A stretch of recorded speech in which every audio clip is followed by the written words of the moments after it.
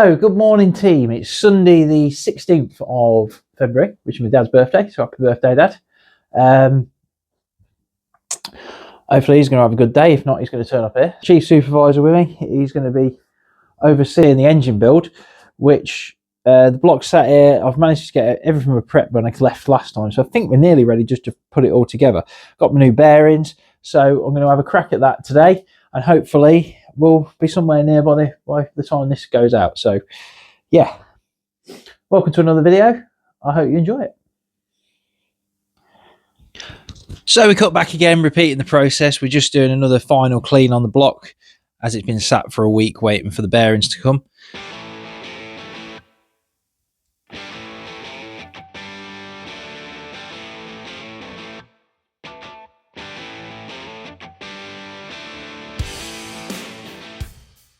Right, so I just thought while we're here, I'm going to get these bearings out, which are they're Clevites, so they should be pretty decent.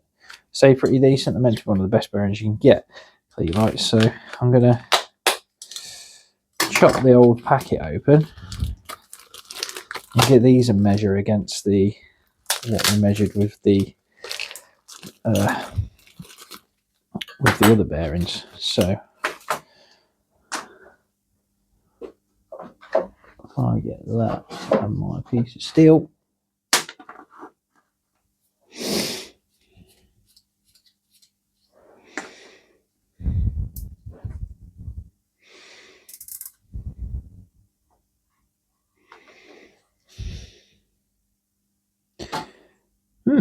interesting. That's 710. 710. I remember right, the other one was 714. So I worked out them bearings maybe 8 thousandths oversized, the ones we tried the first time, but I got on here and put all the bearings into the block, and then we fitted the crank, repeated this with the cats, and did a plastic gauge test again to confirm our oil gaps.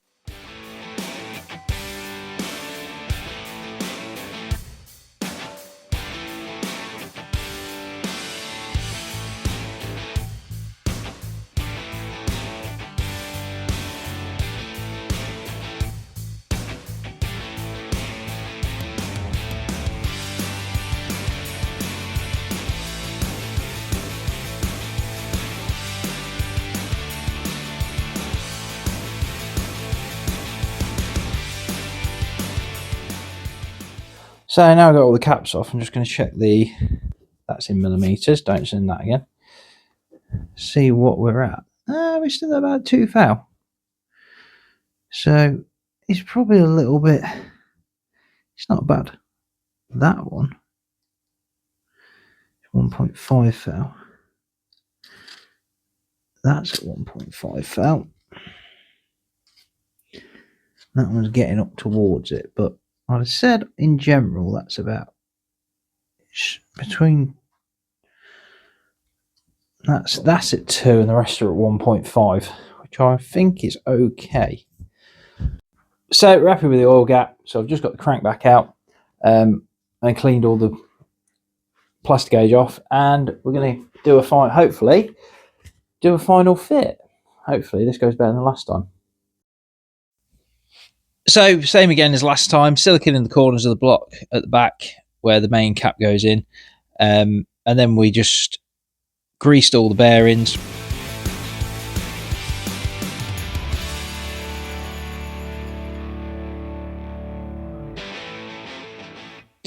We then installed the crank, putting one cap on at a time all the way down. I then torque these one at a time. I like to do a rotation on each one and torque it one at a time so that we definitely know that if we have got a problem, if it does go tight, we know which bearing the issue lies with.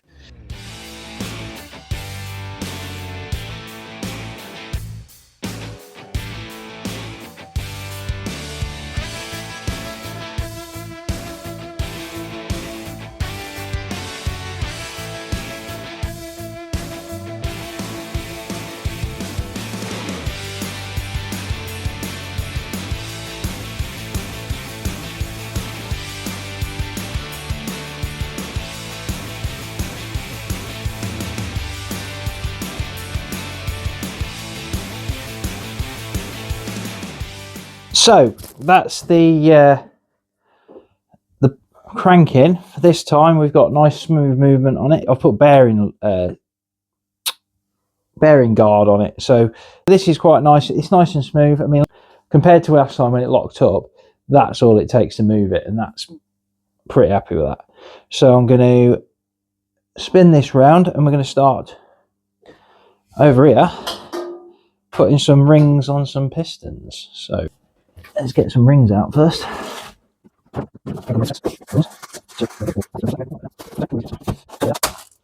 On my rings. So right, so just now bear with me with this, because I hate putting piston rings on for some reason.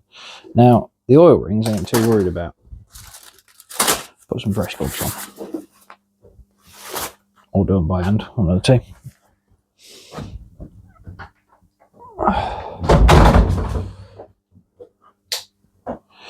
So I'm going to firstly put another little packs. We'll start with oil rings, second rings, compression rings. So what we're going to do, let's do first, you need to put, so this piece goes on first. That's quite easy, that spreads out. I'm going to bring you over the top. I'll bring you over the top so you can see a bit better. There we go. Right, let's just start with that. So the oil ring goes over like so. That locks into your oil cap. Then there's the oil locking rings that go on like that. I don't know if it makes a difference. I always put all these in different directions just to make sure nothing can leak by them, but I don't know if it actually makes a difference on the oil rings. I do this very often as well, due to the fact that then you have your first ring, and these have a stamp on them. I'm sure the stamp goes to the top, so there we go, onto the tool.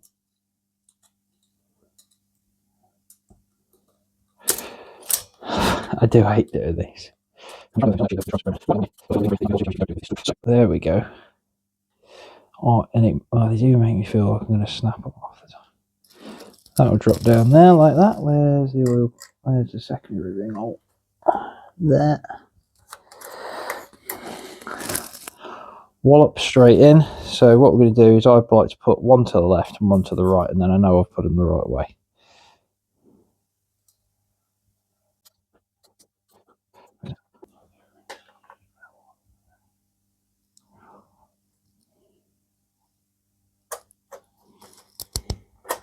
That went a lot. I say that just as it doesn't go in the ring hole, but I'll just pop in there, boom, like that, and that is putting some rings on. So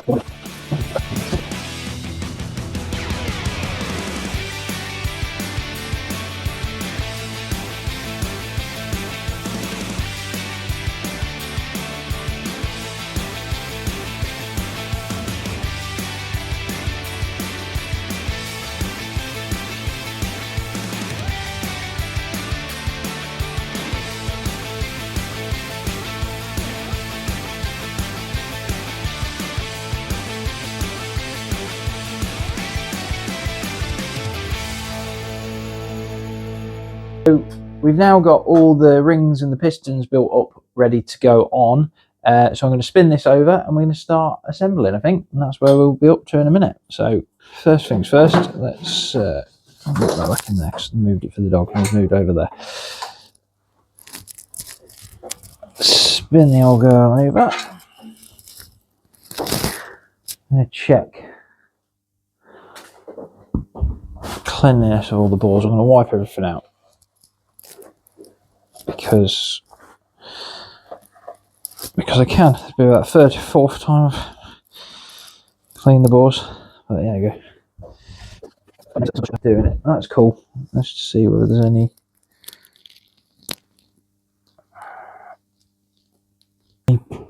bits in here that shouldn't be.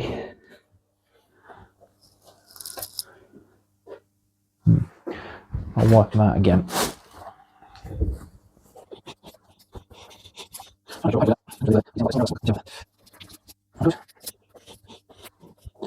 Well, I'm happy with that. Actually, we've actually bought, well, Dave got one of these the other day, a piston ring compressor. So normally you use your standard type one where you have to put you put this around the piston, like so. That goes over the top of there. You tighten this down, and it clamps the rings in.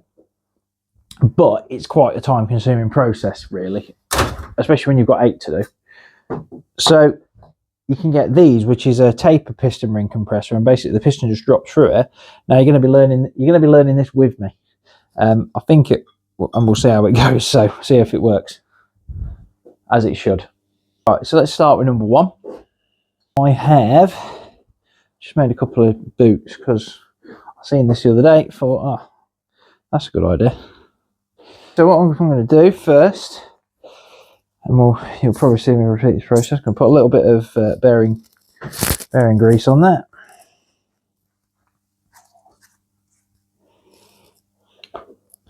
On that end, and then this is what this is for. Firstly, gonna run some more around the inside of this so it's nice and lubed up to allow the piston rings to slide through it. Don't know if that's how you meant to do it. That's how I'm going to do it. I'll oil the other one, and then I'm going to lube the piston skirt. I haven't really oiled the bore since, so I'm going to quickly throw some more around the bore so it's nice and ready to slide in. That should do as a tappy stick. So number 1, which is good. I'm going to get that. What am I even doing? Just drop it into here. That lokes up there. That locates there. These going to go in nice and gently. Oh, that ring's big.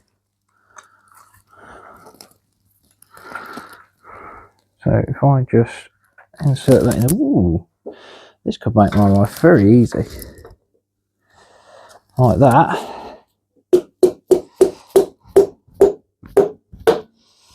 Right, where are the things? There they are. There. I think that's it. Right. Well, let's spin her over. See what we got.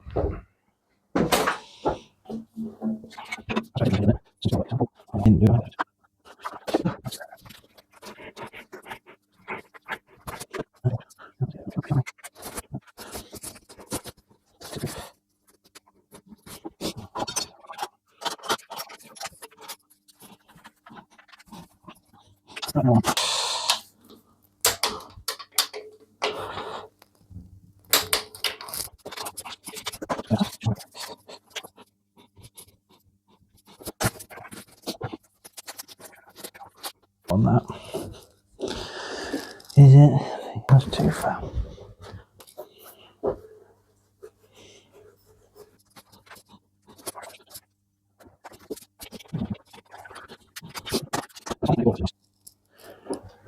Bring it up, torque it down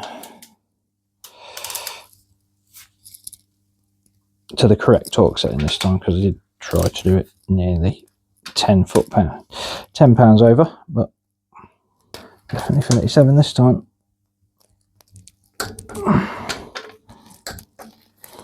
Because you're doing it on a smaller torque wrench, it feels like the eternity, but that's the best thing about feel, really.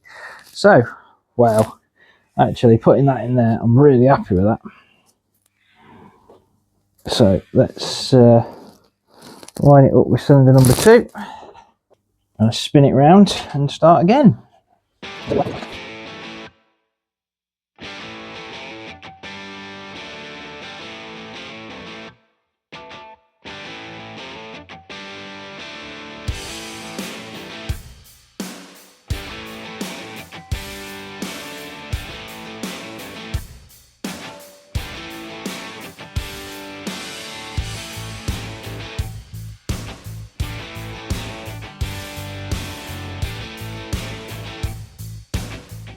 At this point, the only regret I've got is not buying one of these tools sooner. If I give you a nice close-up shot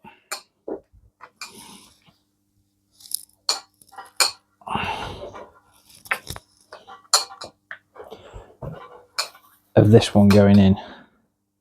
So I'm just going to prep it. Slightly easier if it wasn't covered in oil. Into there, like that. What angle was that? Okay, I need it a bit past. I'm going to slot that down there like that. And get me dead blow, and we're going to go, and like that, it's done. Again, only regret is not buying one of them sooner.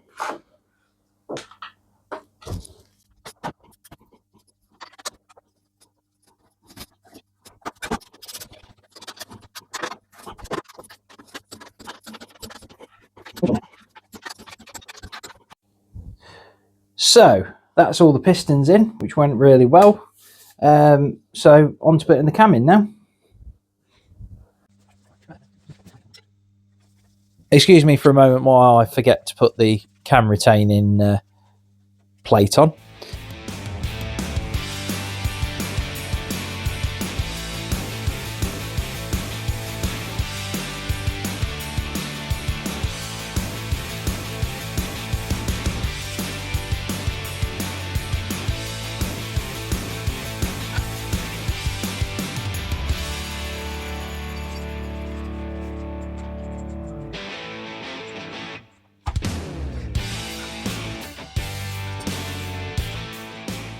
So now we've put the cam retaining plate back on. We're setting the gears up where we think they should be. They're marked up, so we've set these to what we think they should be at, where we want them. We then fit the wheel.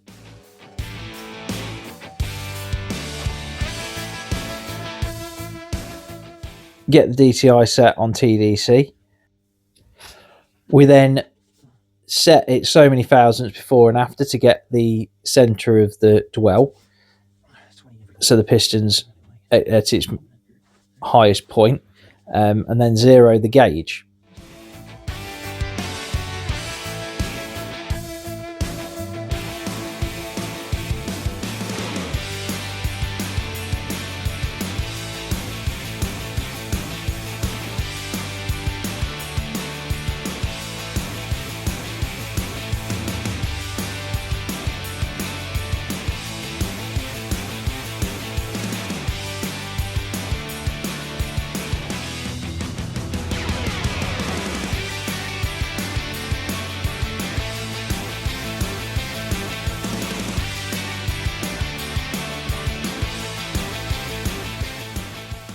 We then move along to putting the DTI on the inlet valve, or inlet lobe on the cam, and then do the same sort of measurements, similar measurements anyway. We set it where it stops on the center line, and then measure it so many thousand over the cam lobe before and after, and then we can add this figure together and divide it by 2, and that gives us our degree. If anyone ever fancies me going more in depth into any of this, then just comment below and let me know, and next time I come around to doing one, I might be able to film a bit more for you, but I just didn't want to bore anyone with the absolute faff it can be to do this job.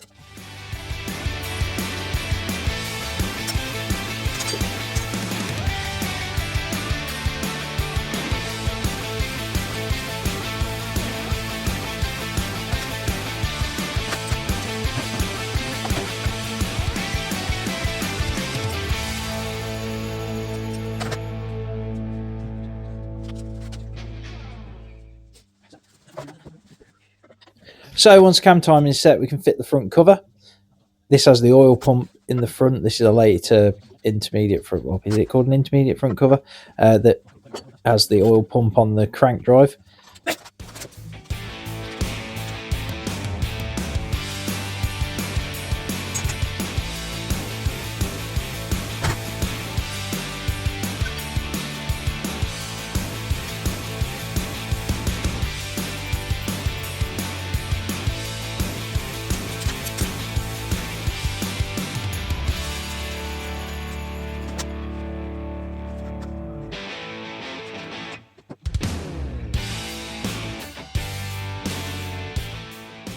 And then the next job, fitting the pickup pipe to the bottom of the block and fitting the sump.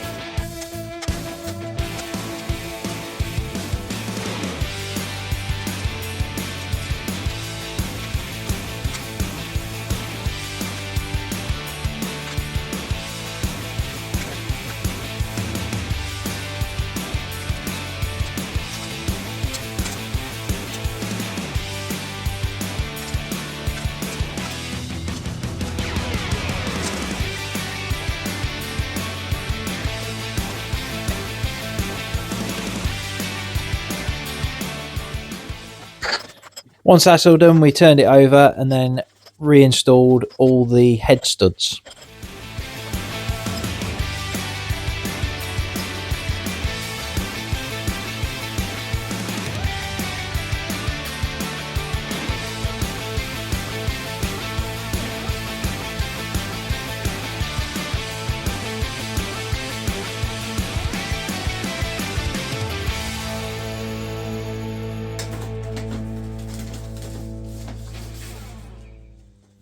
So once this is done, we're on to head gaskets.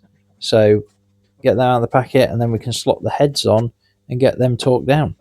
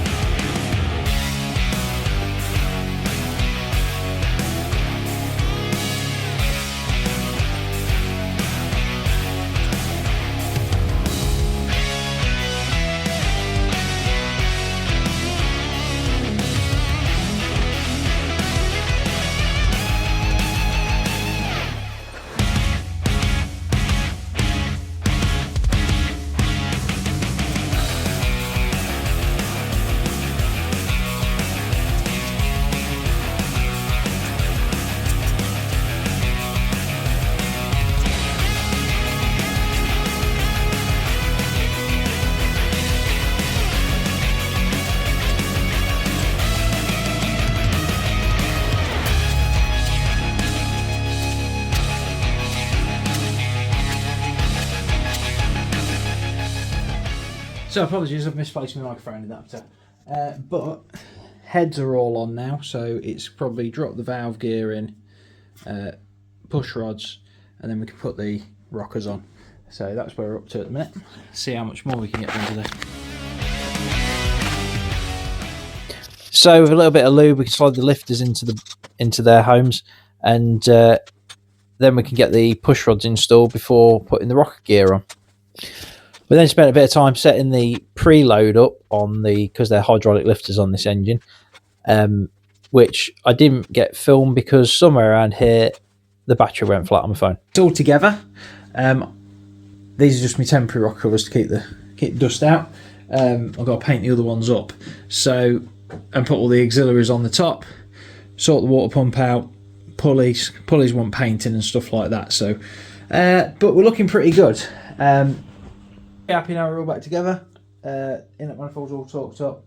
Got to clean some bungs and do a bit. It's just all bolt on bits now. The main of the engine's together. That's the important thing. So yeah, I imagine by the time I've edited this video that this will be the video. So yeah, I just wanted to say thank you for, well, thanks for watching. If you are into your stock car stuff, and well, most of you are because you're watching me. If you haven't already, there's a lad, Bradley Tinto, races, he's going to race Bushcraft 2s. He's over at All In Motorsport. I'll leave a link in the description below for his channel, so go and have a look at him. Yeah, apart from that, if you enjoying the videos and you know someone else that might, if you can share it with them and anything like that, getting some really good feedback from different people about it, about the videos and everything else, and I really appreciate the people who take the time to comment and people who stop me when I'm out and about to say they've been watching. Well, I really appreciate it. So yeah, hopefully this hasn't been too boring, just building an engine, and I've got another one to do yet, so I hate to think what the video is going to end up like on that. But yeah, thanks for watching. Note a subscribe button up here and a video down there, and I'll catch you next week for part 9. I think that's scary.